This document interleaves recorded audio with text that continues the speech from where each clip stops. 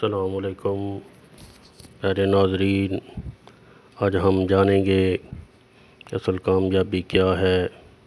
جب ہم بچے ہوتے ہیں ہم سمجھتے ہیں کہ اصل کامیابی کھلونے جمع کرنا ہے۔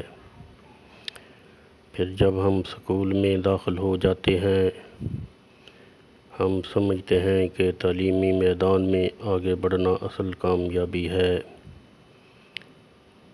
پھر جب ہم جوانی کی دہلیز پر پہنچتے ہیں ہم سمجھتے ہیں کہ ایک اچھی اور نیک سیرت بیوی کا مل جانا اصل کامیابی ہے۔ پھر جب ہم عملی زندگی میں قدم رکھتے ہیں تو ہم سمجھتے ہیں کہ بہت بڑا کاروبار یا سرکاری عہدہ مل جانا اصل کامیابی ہے۔ پھر جب ہم جوانی کی دہلیز ڈھل جاتی ہے تو ہمیں معلوم ہوتا ہے کہ قابل فخر اولاد اور ایک بڑا گھر اور ایک گاڑی کا مل جانا اصل کامیابی ہے۔ پھر جب ہم بڑھاپے کی دہلیز پر قدم رکھتے ہیں تو ہماری کامیابی کا پیمانہ بدل جاتا ہے۔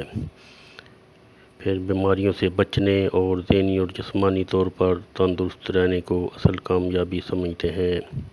پھر جب ہماری زندگی کا اختتام قریب آ جاتا ہے اور موت ہمیں اپنے سامنے نظر آ رہی ہوتی ہے تو اس وقت حقیقت کھل کر ہمارے سامنے آتی ہے کہ کامیابی کے تمام تصورات اور دعوے جو ہم نے گھڑ رکھے تھے وہ سب دھوکہ تھے۔